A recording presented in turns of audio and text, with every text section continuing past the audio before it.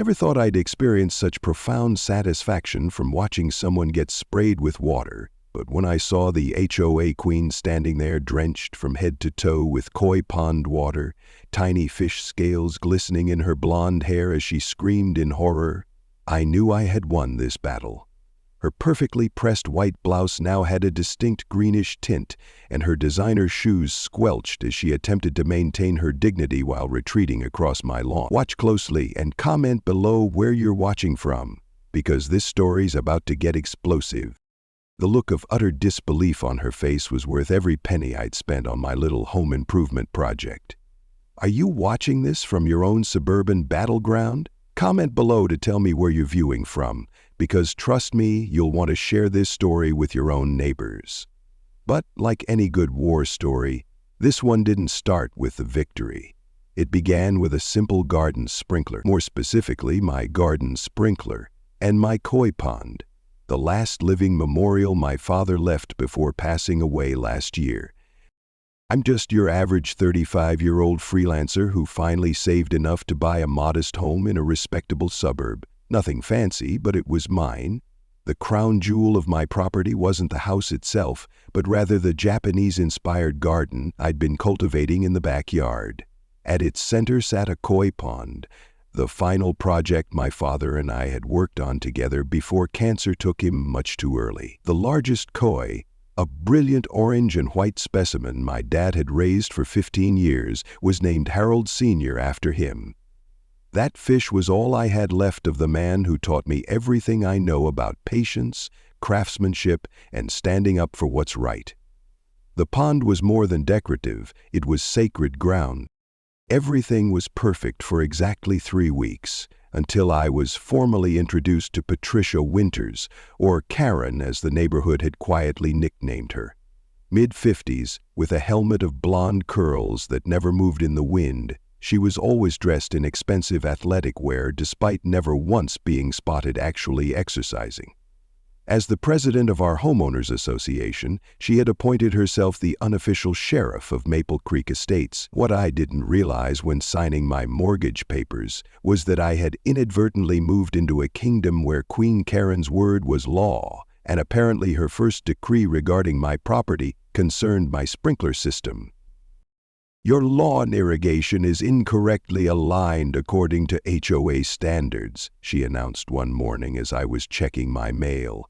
No hello, no welcome to the neighborhood, just straight to violations.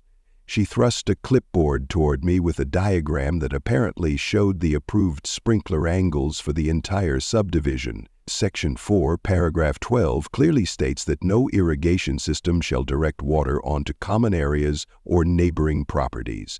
Yours is currently in violation. I squinted at the document, which looked suspiciously like it had been printed that morning. When I asked to see the official HOA guidelines, she smiled tightly and informed me they were being updated, but that I needed to comply within 72 hours or face a fine. I later learned from old Mr. Johnson at the end of the street that Patricia had successfully driven 3 families out of the neighborhood in the past year alone. She's not just strict about the rules, he whispered, leaning on his cane as he looked nervously over his shoulder. She makes them up as she goes. Been worse since she lost her real estate license last year. Now the HOA is her full-time job. He wouldn't elaborate on why she lost her license, but his meaningful look told me enough. Patricia had a vendetta against newcomers, especially those who might have nicer homes than hers. Mr. Johnson had lived in his modest ranch-style house for over 40 years, and even he wasn't immune to her tactics. Last month she cited me for inconsistent mailbox height. My mailbox hasn't moved in 4 decades, he said, with a sad shake of his head. You seem like a nice young man. Just be careful. I wasn't looking for trouble in my new community, so I temporarily turned off my sprinkler system and promised to research the proper alignment. But something about the interaction left me uneasy. Perhaps it was the predatory smile that didn't reach her eyes, or the way she surveyed my property like she was mentally cataloging every potential violation. That night, I ordered a set of small wireless security cameras and strategically placed them around my yard. It was insurance, I told myself, just in case. I couldn't have predicted how quickly that insurance would pay off.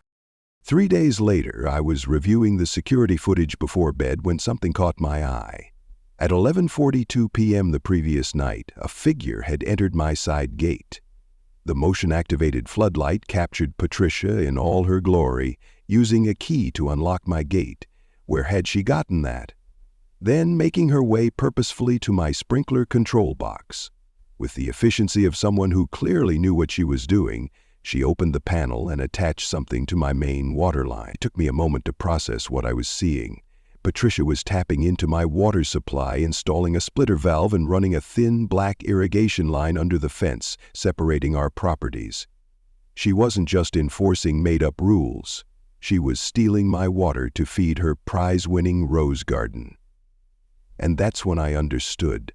This wasn't about sprinkler angles or common area protection. This was about power and control. Patricia was used to taking whatever she wanted, and no one had ever stood up to her.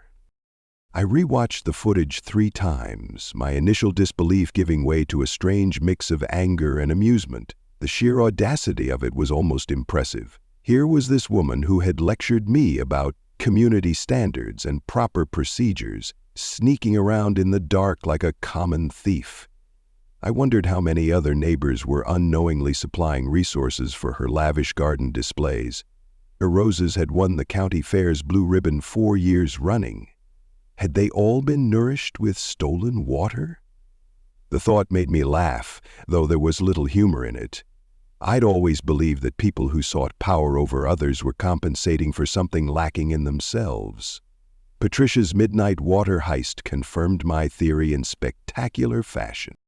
The next morning, I spent some time Googling the legality of what I'd witnessed. Sure enough, what Patricia had done constituted criminal trespass and theft of utilities. I had enough evidence to call the police or file a formal complaint with the actual HOA board. But something stopped me. Maybe it was my father's voice in my head telling me, there's more than one way to solve a problem. Maybe it was 2 years of hydraulic engineering classes before I switched to graphic design. My father had always encouraged my technical interests, even when I decided to pursue a creative career instead. Knowledge is never wasted, he'd say. It just waits for the right moment to be useful.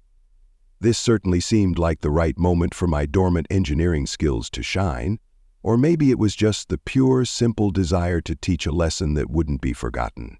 To show Patricia that actions have consequences, even for those who think themselves untouchable. Instead of calling the authorities, I called my old college roommate Mark, who had actually completed his law degree and now specialized in property disputes. "You've got her dead to rights," Mark confirmed after viewing the footage. "Trespassing, tampering with your property, theft of services, it's all there." He paused, and I could hear the smile in his voice.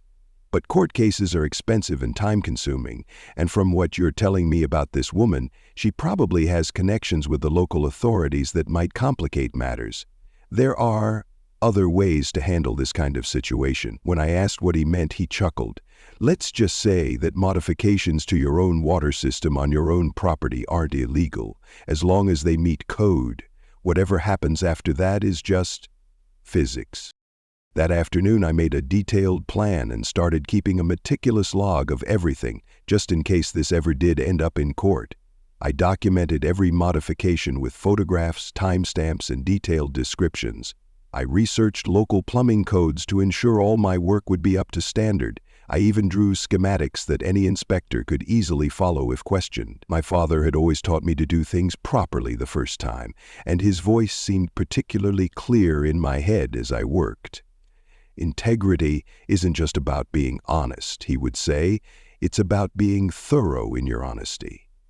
I wanted to make sure I stayed firmly on the right side of the law while delivering a lesson in karma. I wasn't interested in stooping to Patricia's level of deception and manipulation. I wanted clean hands and a clear conscience when justice was finally served. I spent the next weekend completely redesigning my irrigation system, working from dawn until well past dusk each day. The local hardware store employees came to know me by name as I made multiple trips for supplies, valves, pipes, and specialized fittings. I didn't remove Patricia's illicit connection. That would have alerted her to my discovery. Instead, I made a significant upgrade to my setup, implementing what my engineering professors would have called an elegant solution to a complex problem. I installed a secondary water line that ran from my main supply through a sophisticated series of filters and directly into my koi pond. The installation required careful excavation around the established plants my father and I had positioned, and each time I worked near the pond, Harold Sr. would swim to the edge, watching me with what I swear was understanding in his fishy eyes. Then I added a pressure-sensitive valve that would detect when Patricia's stolen line was drawing water, and automatically switch the source from my main line to the pond water. The fish would be fine. The water would still circulate properly, but anyone using that water might notice a distinct pond-like quality to it. I also installed a secondary filtration system to ensure no actual fish would be harmed or displaced during what I had started mentally referring to as Operation Karma Shower. The technical aspects were surprisingly complex, requiring precise calibration to ensure the pressure differential would trigger the valve correctly. I consulted online forums for irrigation specialists, posing hypothetical questions about pressure differentials and automatic switching systems. I tested the system repeatedly with different pressure levels to ensure reliability. I found myself enjoying the engineering challenge, drawing on knowledge I hadn't used since college. There was something deeply satisfying about applying theoretical concepts to solve a real-world problem, especially one with such poetic justice at its core. My father would have loved this project. He was always telling me that the best solutions were elegant in their simplicity but complex in their execution. As I tightened the final connection and buried the last section of pipe, I felt a sense of connection to him that I hadn't experienced since his passing. I also installed a timer override that would synchronize with Patricia's automatic system, which I'd observed typically activated at 7:45 a.m., precisely when she usually stepped outside to collect her morning paper and greet the president of the local women's club, who would stop by on her power walks. This timing wasn't coincidental. Patricia loved to show off her lush garden to Elizabeth Connor, the well-connected wife of a local judge. I had witnessed their morning ritual several times while working from my front room, observing through my blinds as Patricia strategically positioned herself by her prized rose bushes whenever Elizabeth approached. Their morning conversations always seemed to involve subtle comparisons of their respective gardens, with Patricia managing to work in mentions of her county fair ribbons at every opportunity. "Oh, these roses? Yes, they've won the blue ribbon 4 years running. Your hydrangeas are coming along nicely too, though the color seems a bit faded this year," she would say with feigned concern. Elizabeth would smile tightly and compliment Patricia's garden through gritted teeth, clearly aware she was being subtly insulted but too socially constrained to call it out. Now, Patricia's prized roses would be receiving a special blend of nutrients courtesy of Harold Sr. and his fishy friends. I couldn't help but smile at the thought of Patricia's expression when she realized something was amiss with her precious blooms. The same roses she had so often used as props in her ongoing social power plays would become instruments of her comeuppance.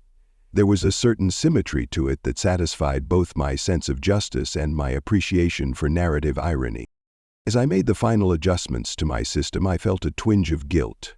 Was I being petty? Was this whole plan beneath me? Then I remembered how Patricia had invaded my property, how she'd threatened me with fictional regulations, how she'd stolen from me without a second thought.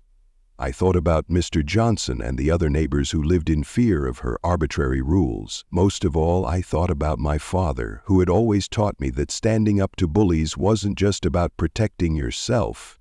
It was about protecting everyone who couldn't stand up for themselves. Sometimes, he used to say, justice requires a little creativity. I was about to get very creative indeed. The following Tuesday, I was working from home, positioned strategically near my front window when I heard it, a piercing shriek that cut through the peaceful morning air. I casually stepped onto my porch to see Patricia standing amid a spray of greenish water, her pristine white outfit now splattered with unmistakable pond residue. The president of the women's club stood frozen in shock as Patricia frantically tried to shut off the suddenly rogue sprinkler. What made it better was watching the mail carrier who had just arrived at her house pull out his phone and start recording, barely containing his laughter. "Ma'am, I think there might be fish in your water," he called out helpfully, which only made Patricia's face redden further beneath the slime. She screamed at him to stop filming, but by then it was too late. The moment had been captured for posterity. Elizabeth Connor's reaction was even more satisfying. She had taken several careful steps backward to avoid the spray, her designer walking outfit safely dry, but her expression spoke volumes. The mixture of horror and poorly concealed amusement on her face suggested that Patricia's carefully cultivated social standing had just taken a significant hit. "Patricia, dear," she said in a voice loud enough for the entire street to hear, "perhaps you should consider a professional to look at your irrigation issues. This doesn't seem normal." Then, with a polite nod that didn't quite hide her smirk, she continued her power walk at a noticeably brisker pace. "Having some irrigation issues?" I asked innocently, approaching her fence. "It looks like you might have a problem with your water pressure." Patricia's head snapped toward me, her eyes narrowing to slits. She glared at me with such venom that for a moment I wondered if I'd gone too far.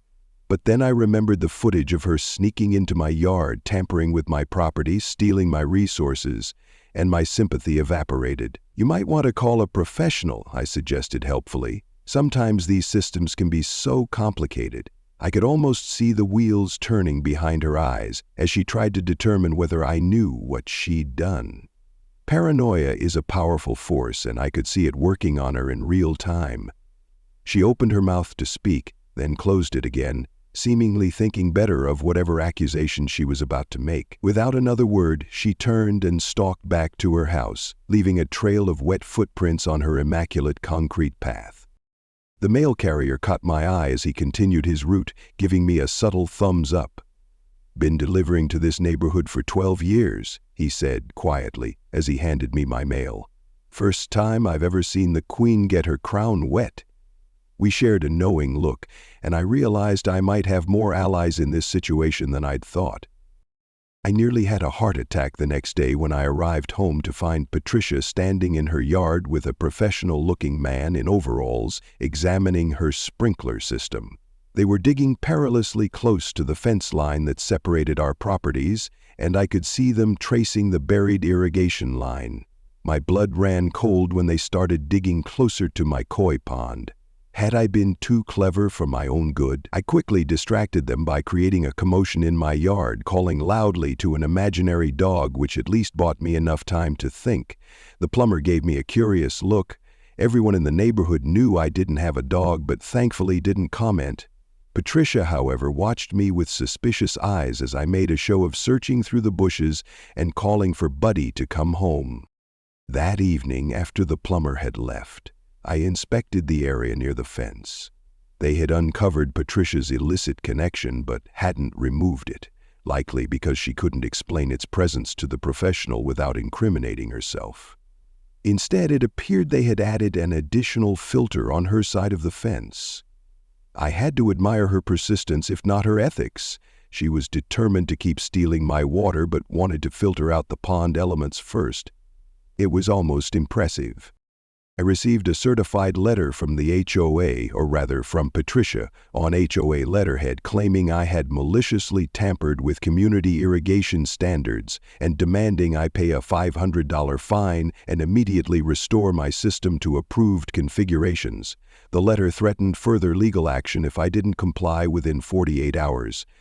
It was a bold move from someone who had literally been caught stealing. I crafted a careful response, attaching stills from my security footage showing Patricia entering my property and tampering with my water line. I didn't explicitly threaten to share the video more widely, but I made it clear that I had preserved all evidence of her nighttime activities. "I'm sure the HOA board would be very interested in reviewing this footage," I wrote.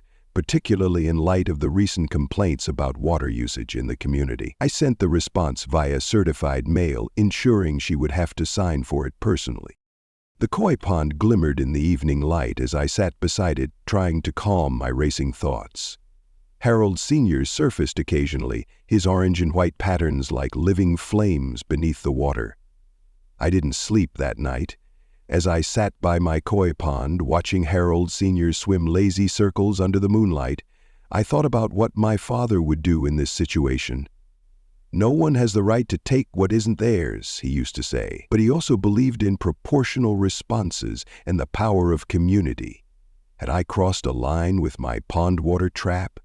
The pond lights cast a gentle glow on the water, and I made a promise, not just to defend my property, but to honor the principles my father had lived by.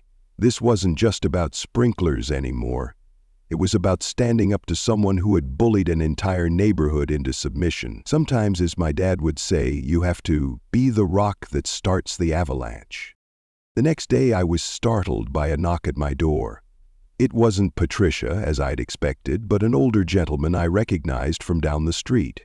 "Name's Dave," he said, extending his hand. "I live across from you. Noticed you're having some trouble with the Queen." The way he said it made me smile despite my stress. "Thought you might like to know you're not alone." Over coffee, Dave revealed himself to be a retired NASA hydraulic engineer who had his own history with Patricia. 6 months earlier, she had reported him for having shrubbery exactly 2 inches taller than HOA regulations permitted. The resulting battle had cost him nearly $1,000 in landscaping fees and an official HOA warning. "I measured those bushes myself," Dave said, his eyes twinkling with a mixture of frustration and amusement. "They were precisely at the 42-inch maximum. Then, mysteriously, they were somehow 44 inches when the official HOA measurement was taken." He stirred his coffee thoughtfully. "Funny thing is, I caught her on my security camera the night before the inspection. She was carrying something that looked suspiciously like garden shears. But she never actually approached my bushes. Instead, she did something to my gardening stakes. Pushed them deeper into the ground, if I had to guess, making the bushes appear taller relative to the markers." His engineering background had made him detail-oriented, but even he hadn't been able to prove his case to the satisfaction of the HOA board, a board that, unsurprisingly, was firmly under Patricia's control. "But that's just the tip of the iceberg," Dave confided, lowering his voice despite us being alone in my kitchen. "She's been skimming from the HOA maintenance fund for years. No one can prove it, but the numbers don't add up. Last year we supposedly spent $15,000 on landscape irrigation upgrades for the common areas, but the only visible improvement was a new fountain feature that happens to align perfectly with the view from Patricia's living room window." He took a sip of coffee and fixed me with a serious look. "What you did with the sprinkler was inspired, but she's going to escalate. People like Patricia'd always do. You need allies." Dave introduced me to Mrs. Rodriguez, a 75-year-old widow who lived 2 doors down. I'd seen her tending her spectacular garden, but hadn't had the chance to introduce myself yet. Mrs. Rodriguez welcomed me into her home with the warmth of a grandmother, serving homemade empanadas that put my sad bachelor cooking to shame. Between bites, she shared her own Patricia story. Over the past 2 years, Patricia had reported her multiple times for excessive floral displays that allegedly lowered property values, though everyone knew the real issue was that Mrs. Rodriguez's garden had twice won the county gardening award that Patricia coveted. She even tried to tell me that my cultural garden ornaments violated some regulation about aesthetic coherence. Mrs. Rodriguez explained, pointing to a beautiful collection of hand-painted garden decorations her late husband had brought from Mexico. When I asked to see this regulation in writing, she said it was part of the unwritten community standards. The harassment had only stopped when Mrs. Rodriguez's son, a corporate attorney, had paid Patricia a visit and mentioned the possibility of an age discrimination lawsuit. There was also the Patel family, who had nearly sold their home after Patricia orchestrated a campaign of noise complaints against their 2 elementary school-age children. The complaints had escalated to the point where the local police had been called 3 times, though they found nothing actionable upon arrival. "Our children were just playing basketball in our own driveway," Mr. Patel explained as his wife nodded beside him. "But we received notices about excessive noise and unsightly recreational equipment almost weekly. The final straw came when their 10-year-old daughter came home in tears because Patricia had threatened to have their basketball hoop removed while she was at school. They had put their house on the market the next day, only changing their minds after other neighbors rallied to their defense. One by one, I discovered that almost everyone in Maple Creek Estates had a Patricia story. They had just been too intimidated to stand together. Until now.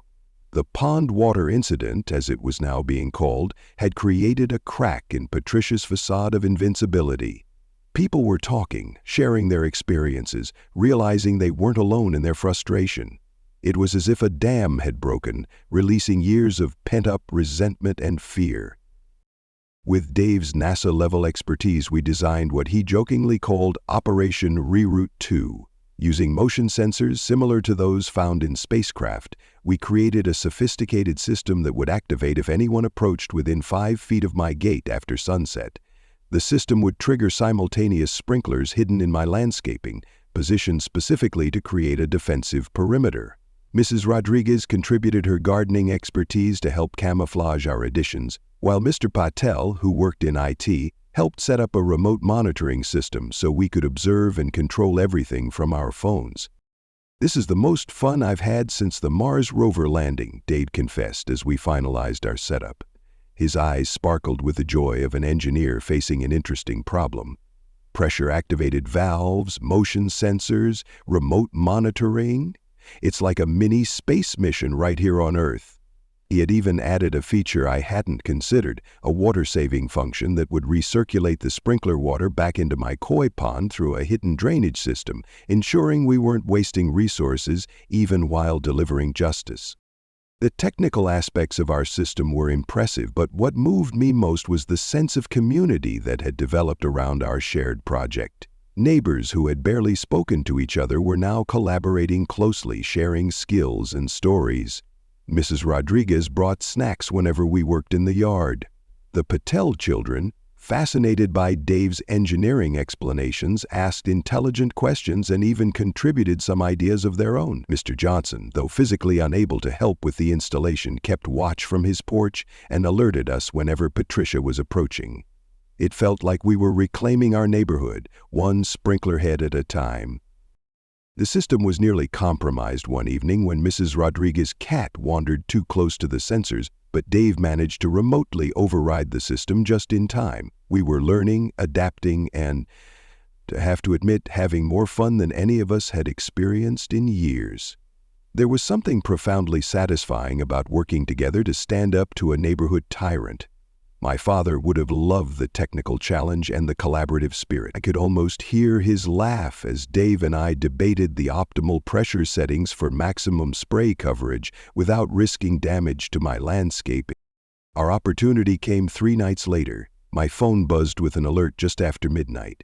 The cameras showed Patricia once again entering my yard, this time carrying what looked like tools to adjust the water diverter she'd installed. She was clearly frustrated that her water supply had been contaminated and was attempting to fix the problem herself rather than admit what she'd done. As she knelt by my sprinkler control box, Dave activated our system remotely. In an instant, Patricia was caught in a 3-sided spray of water. Not just any water, but koi pond water that we had specially filtered to include harmless but very smelly natural pond elements. The footage was spectacular. Patricia leaped up with a shriek that probably woke half the neighborhood. Her designer workout clothes instantly soaked through. She spun around in confusion as sprays hit her from multiple directions, her carefully maintained blonde curls plastered to her head. The night vision camera captured every moment in eerie green clarity as she stumbled and slipped on the wet grass, frantically trying to escape the yard while maintaining some semblance of dignity. The cherry on top was that Dave's doorbell camera caught her final ungraceful exit from my property, providing a perfect second angle for what was quickly becoming neighborhood legend. From my darkened bedroom window, I watched as she scurried back to her house, leaving a trail of wet footprints across the pristine sidewalk. There was something almost poetic about it. The woman who had enforced arbitrary rules about community appearance was now creating a mess of her own.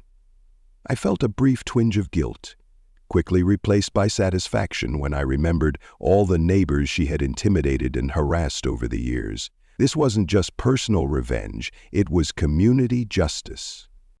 What we hadn't anticipated was the power of social media.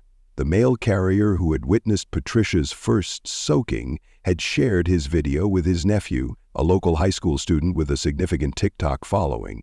By the following afternoon, Karen Gets Sprayed was trending locally with side-by-side footage of both incidents. The videos had been edited into a surprisingly professional montage, complete with slow-motion replays of Patricia's most dramatic reactions and a soundtrack of Let It Flow, a parody of the popular Disney song. Patricia's reputation was dissolving faster than cheap tissue paper in a rainstorm. The comment section was a mix of gleeful schadenfreude and shared HOA horror stories from across the country. Apparently, Patricia wasn't an anomaly but part of a wider phenomenon of power-hungry HOA presidents who use their positions to terrorize their communities. Our little suburban rebellion had struck a chord with people nationwide who had experienced similar petty tyrannies. Several commenters suggested their own creative revenge tactics, though few matched the elegance of our koi pond solution.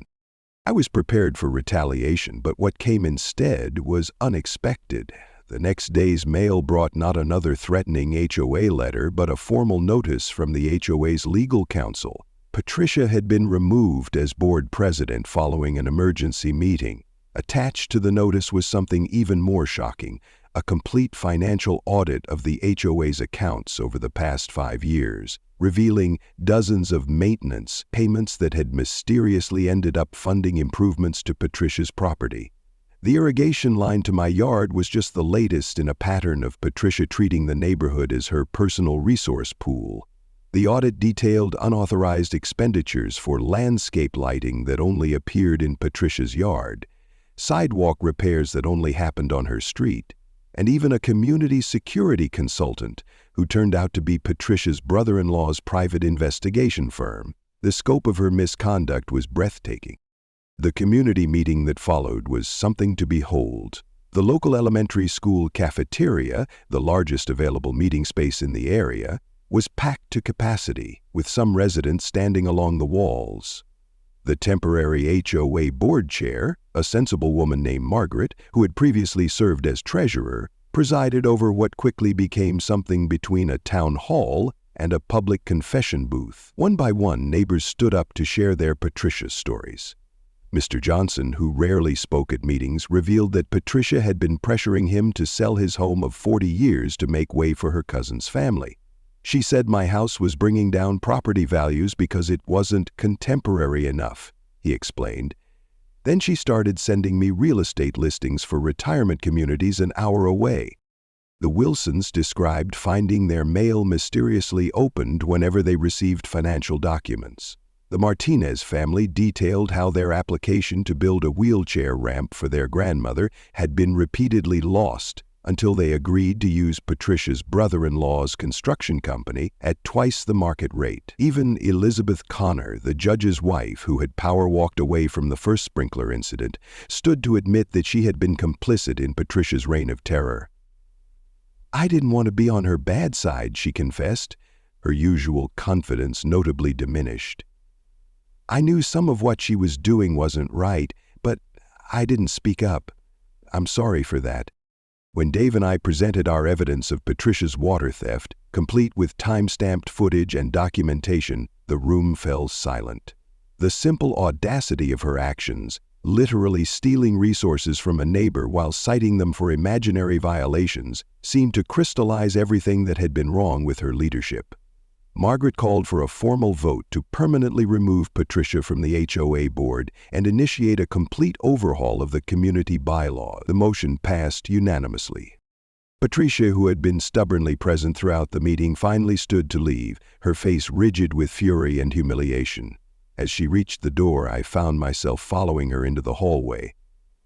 I wasn't sure what I wanted to say, only that something needed to be said to close this chapter properly. "You think you've won, don't you?" she hissed, turning to face me. Her perfect makeup couldn't hide the dark circles under her eyes or the tension in her jaw.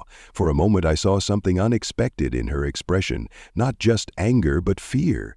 Behind the bravado and the bullying was someone deeply insecure, someone who had used power to compensate for her own internal emptiness. "This isn't about winning," I replied quietly. "It's about doing what's right. No one in that room wanted this fight. You brought it to each of us." I paused, searching for the right words. The sad thing is, if you just asked to borrow some water for your roses, I probably would have said yes. Most of us would have helped if you'd just asked. She didn't respond, just turned and walked away, her shoulders rigid under her expensive blazer. I watched her go, feeling not triumph, but a strange mix of satisfaction and sadness. The woman had spent years building walls between herself and her neighbors, only to find herself completely isolated when it mattered most. I wondered if she would learn from this experience, or simply find another community to control. People rarely change their fundamental nature, but sometimes consequences can at least modify their behavior. The following week brought another surprise. Patricia's house went on the market, listed well below its actual value, indicating she wanted a quick sale. The real estate listing photos showed her prize-winning rose garden already beginning to wilt. She had apparently disconnected from my water supply but hadn't bothered to install a proper irrigation system of her own. As she packed her moving truck, I noticed she was doing it alone. No neighbors offered to help, no friends stopped by to say goodbye. She had ruled through fear for so long that now, with her power gone, there was nothing left for her here. On the day before she left, I found a plain white envelope in my mailbox. Inside was a simple note, unsigned but unmistakable in its origin. "I was wrong. I'm sorry." Nothing more, but perhaps nothing more was needed. I stood looking at those 5 words for a long time, wondering about the person who had written them. Had she experienced a genuine moment of self-reflection, or was this just another manipulation? In the end, I decided it didn't matter. The note was a period at the end of a complicated sentence, the closing of one chapter and the beginning of another. That weekend, Dave hosted what he called a free-flow celebration barbecue in his backyard.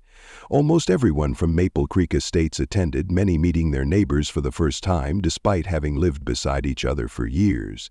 The atmosphere was festive, with children playing together on Dave's lawn while adults shared stories and contact information. Mrs. Rodriguez brought homemade salsa that had everyone asking for the recipe. The Patels organized a basketball game that drew participants from 8 to 80. Mr. Johnson, moving slowly with his cane but beaming with pleasure, was honored as the neighborhood's longest resident with a humorous survivor trophy that Dave had created in his workshop. What began as a celebration of Patricia's departure evolved into something more meaningful, the birth of a real community.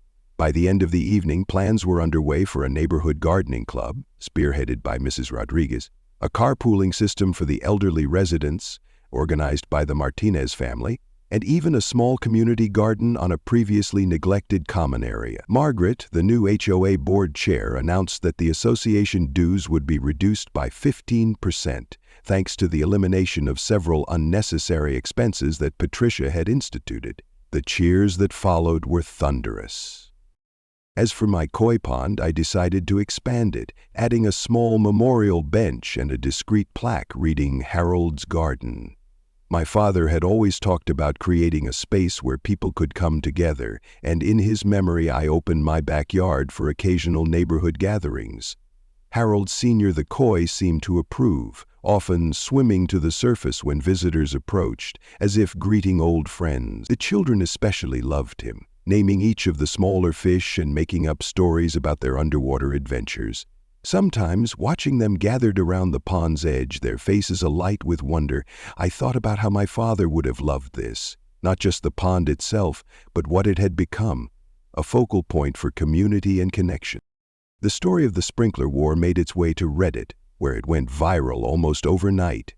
I received messages from people across the country sharing their own HOA horror stories and asking for advice on standing up to neighborhood bullies. Some shared their own revenge tactics, though few matched the poetic justice of our koi pond solution. Several people even asked for technical details on our sprinkler system design, which Dave was more than happy to provide, with certain key elements omitted, of course. We didn't want to create a neighborhood arms race. And that's how this YouTube video came to be, not just to share a tale of sweet, wet justice, but to remind people that communities work best when they're built on mutual respect rather than fear and control. The response has been overwhelming, with thousands of comments from viewers who found themselves cheering for our underdog rebellion against petty tyranny. Some have even shared updates on changes they've made in their own neighborhoods, inspired by our story. I learned some important lessons through this experience. First, if someone wants to steal your sprinkler water, giving them a koi pond shower might be temporarily satisfying, but it's the community's response that creates lasting change. Second, standing up to bullies is easier when you don't have to do it alone. And finally, perhaps most importantly, real power doesn't come from a title or position. It comes from the connections we build with the people around us. Our neighborhood has transformed in the years since the sprinkler incident. The new HOA bylaws, crafted with input from all residents, emphasize transparency, fairness, and community involvement. Decisions are made through open discussion rather than arbitrary edicts. The annual garden tour, which Mrs. Rodriguez now chairs, celebrates the diversity of our landscaping styles rather than enforcing a single aesthetic. The Patel Children's Basketball Hoop has been joined by a small community sports area where neighbors of all ages gather for weekend games. Even Mr. Johnson has found new purpose as the neighborhood's unofficial historian, sharing stories of how the area has evolved over his 40 years of residence. As for Patricia, we heard she moved to a condominium development in the next county. Occasionally, we receive reports from mutual acquaintances about infractions she's received from her new management company. Apparently, being on the receiving end of arbitrary rules is quite different from enforcing them. I sometimes wonder if she thinks about the community she left behind, if she regrets the opportunities she missed to be a true leader rather than a petty dictator. I hope for her sake that she does. As I sit here by my expanded koi pond, watching the sunset reflect on the water while neighbors chat on the new bench, I think my dad would be proud. Not just of how I defended what was mine, but of how that defense helped transform a collection of houses into a true neighborhood. Patricia may have been the HOA president, but she never understood the most fundamental rule of community. We're all in this together, and sometimes it takes a little koi pond justice to remind us of that fact. So tell me, I ask, looking directly into the camera, what battles are you fighting in your neighborhood? And more importantly, who are the allies standing beside you while you fight them? Every community has its challenges, but it's how we face them together that defines who we are. As Harold Sr. swims another lazy circle in the pond, I'm reminded that sometimes the most powerful statement isn't a grand gesture or a confrontation, but simply creating something beautiful and inviting others to share in it. My father's koi pond became the unexpected catalyst for neighborhood transformation, proof that even in the face of petty tyranny, communities can find their voice, their strength, and ultimately, their connection to each other. Last month, we celebrated the one-year anniversary of what the neighborhood kids now call the Great Sprinkler Rebellion. Dave baked a cake decorated with a tiny fondant sprinkler and koi fish. Mrs. Rodriguez brought her famous empanadas. The Patel children performed a surprisingly clever skit reenacting the key moments of our suburban saga, complete with a water pistol standing in for the sprinkler system. Even Mr. Johnson joined in, raising a toast to neighbors who don't just live next to each other, but stand beside each other. The celebration wasn't about Patricia's defeat. It was about what we had built in the aftermath. The HOA still exists, but it's unrecognizable from its former incarnation. The new board, elected through a truly democratic process, focuses on facilitating community initiatives rather than enforcing arbitrary rules. Dues have remained lower, and the atmosphere at meetings is collaborative rather than combative. Margaret has proven to be an exceptional chairperson, transparent about finances and genuinely interested in improving the neighborhood for everyone. When issues arise, as they inevitably do, they're addressed through discussion and compromise rather than dictatorial edicts. Our community garden has become a neighborhood highlight, with residents of all ages tending to their plots and sharing harvests.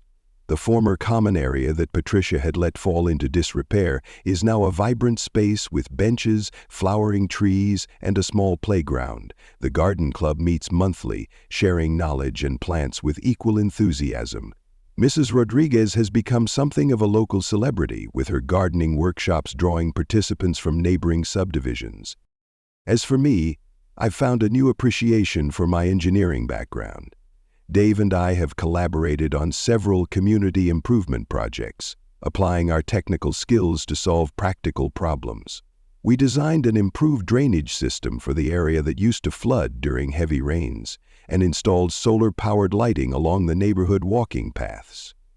Sometimes I think about how different things might have been if I'd simply reported Patricia's water theft to the authorities. The immediate problem might have been solved, but the deeper issues would have remained untouched. Sometimes the indirect path leads to more profound change. The sprinklers are all properly aligned now, following actual irrigation best practices rather than made-up regulations. The roses in our community garden are thriving, nourished by cooperation rather than stolen resources, and every so often when a new neighbor moves in, someone tells them the legend of the koi pond justice. A reminder that in Maple Creek Estates, we value respect, fairness, and the occasional well-timed spray of water when the situation absolutely demands it. I still think about Patricia sometimes, wondering if she found peace in her new community or if she's still struggling to control everything around her. I hope she's learned something from her experience here, that true belonging comes from contribution, not control, that community is built through connection, not coercion.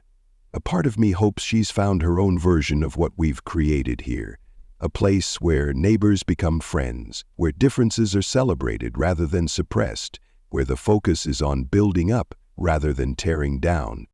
As the sun sets over Harold's garden, casting golden light across the expanded koi pond, I feel my father's presence more strongly than ever, not in the pond itself or even in the fish named after him, but in the community that has grown around it.